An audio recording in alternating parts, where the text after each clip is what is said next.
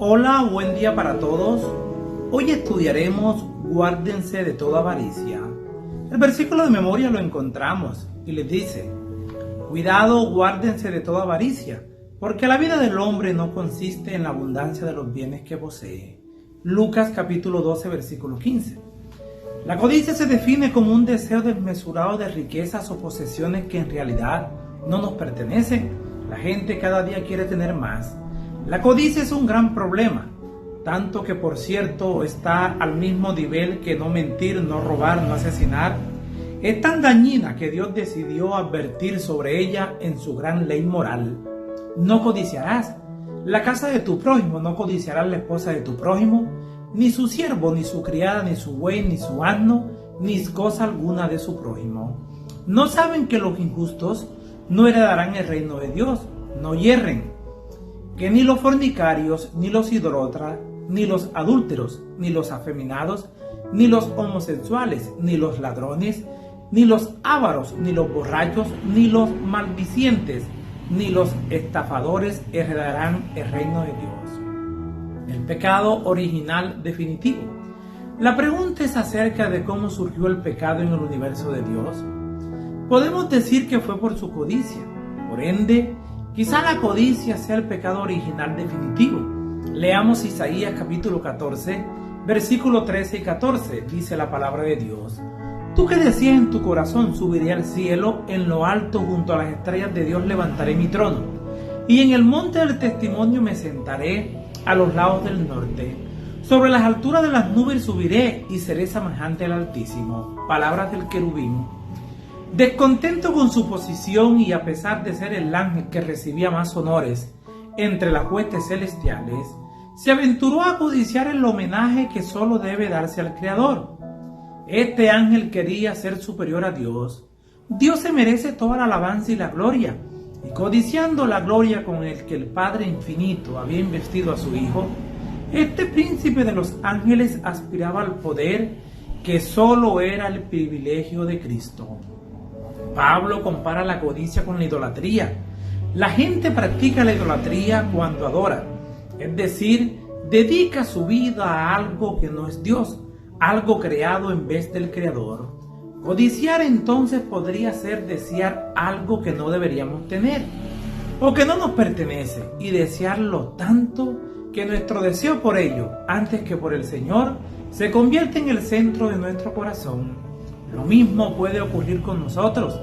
El mandamiento contra la codicia, el único mandamiento que se ocupa únicamente de los pensamientos, puede evitar que realicemos actos que también lleven a la violación de otros mandamientos.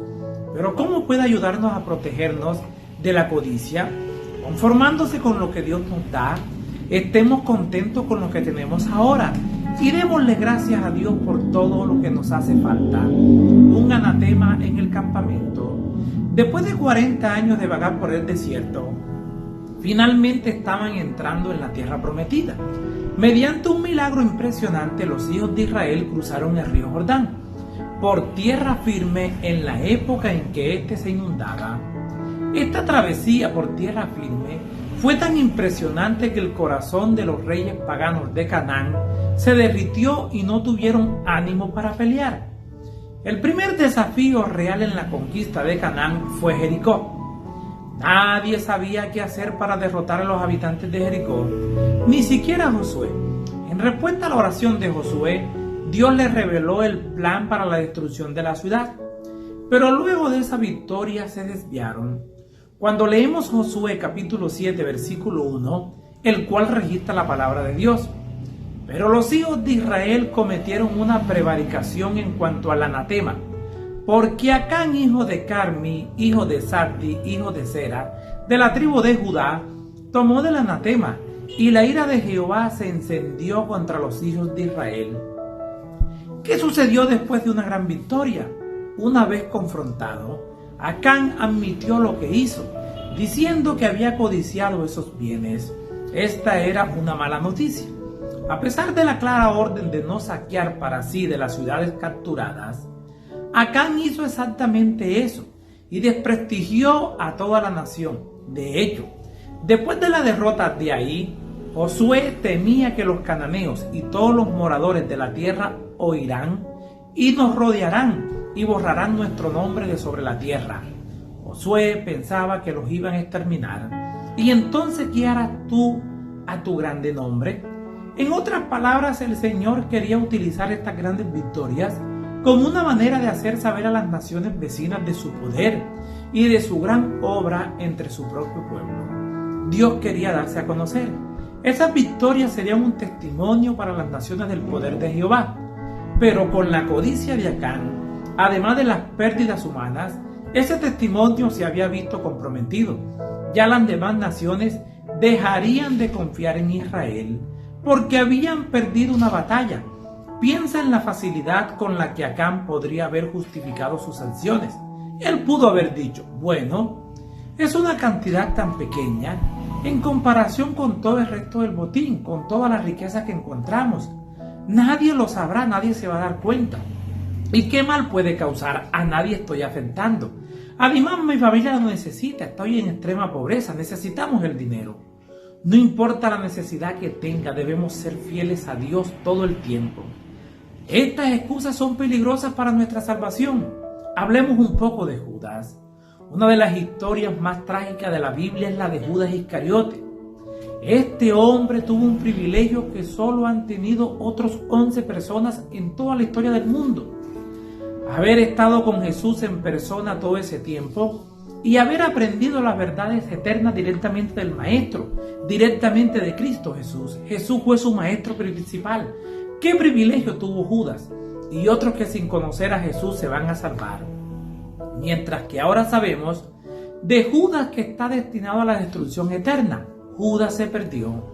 La respuesta la hallamos en la codicia, los deseos de su corazón. Leamos Juan capítulo 12, versículo 4 al 6. Dice la palabra de Dios. Y dijo uno de sus discípulos, Judas Iscariote, hijo de Simón, el que le había de entregar: ¿por qué no fue este perfume vendido por 300 denarios y dado a los pobres? Pero dijo esto no porque se cuidara de los pobres, sino porque era ladrón y teniendo la bolsa sustraía de lo que se echaba en ella.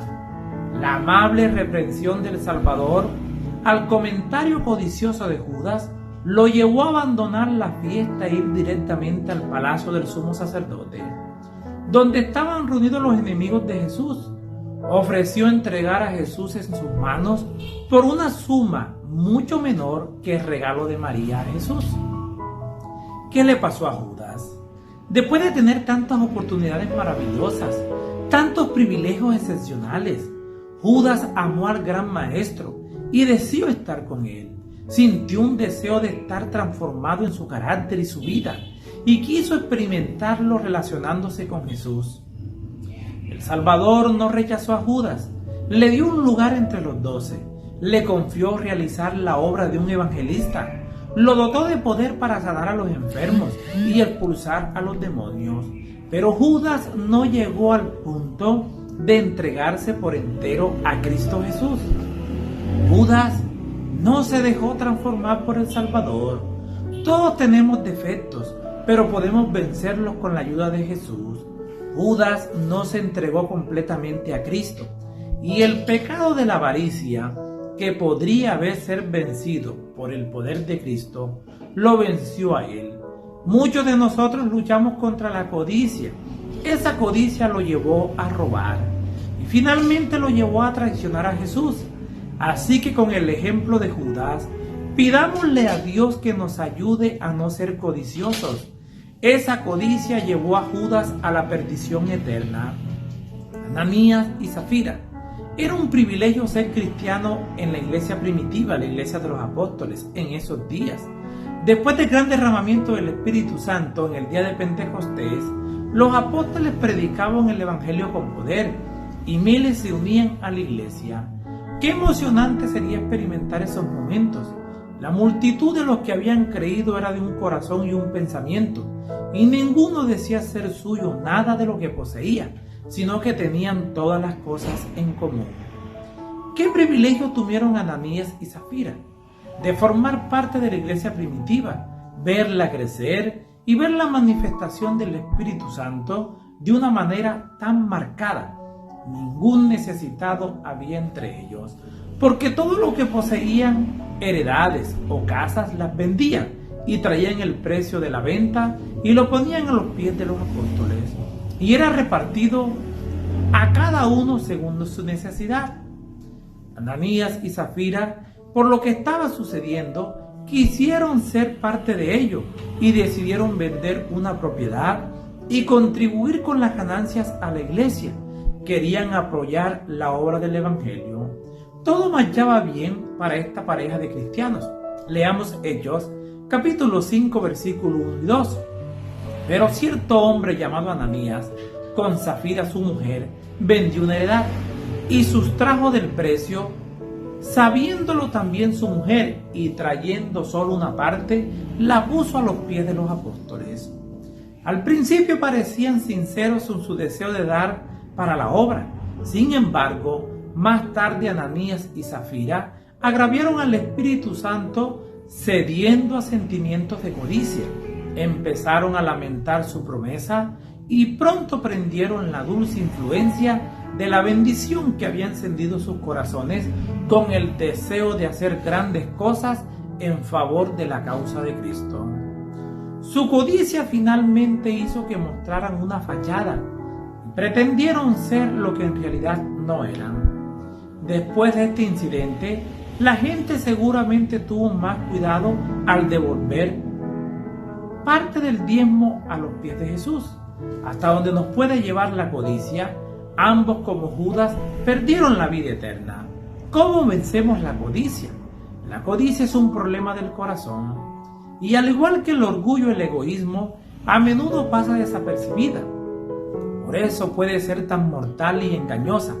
Ya es bastante difícil vencer los pecados que son obvios: la mentira, el adulterio, el robo, la idolatría, la transgresión del sábado. Pero estos son actos externos, cosas en las que tenemos que pensar antes de hacerlas. Pero ¿cómo hacer para superar los pensamientos equivocados? Leamos 1 Corintios capítulo 10, versículo 13. Dice la palabra de Dios: no os ha sobrevenido ninguna tentación que no sea humana, pero fiel es Dios, que no nos dejará ser tentados más de lo que podáis resistir, sino que dará también juntamente con la tentación la salida, para que podáis soportar. ¿Qué debemos hacer? Número 1. Tomar la decisión de servir a Dios y depender de Él y de ser parte de su reino. Número 2. Orar diariamente. Orar por los demás cuando sientas codicia por algo que sabes que no deberías tener. Ora por ello, reclamando las promesas de la Biblia para obtener la victoria. Número 3. Estudia la Biblia en forma regular. En mi corazón, dice la palabra de Dios en Salmo 119:11, he guardado tus dichos para no pecar contra ti. Jesús fue tentado en todo, así como nosotros, y para poder resistir pasó muchas noches enteras en comunión de oración con su Padre. Busquen al Señor mientras puede ser hallado, llámenlo en tanto que está cerca. Dejen limpio su camino y el hombre malo sus pensamientos, y vuelvas al Señor, quien tendrá de él misericordia, y a nuestro Dios, que es amplio en perdonar. Isaías capítulo 55, versículo 7. Les habló Flavio Martínez. Que la paz de Dios les acompañe en este día.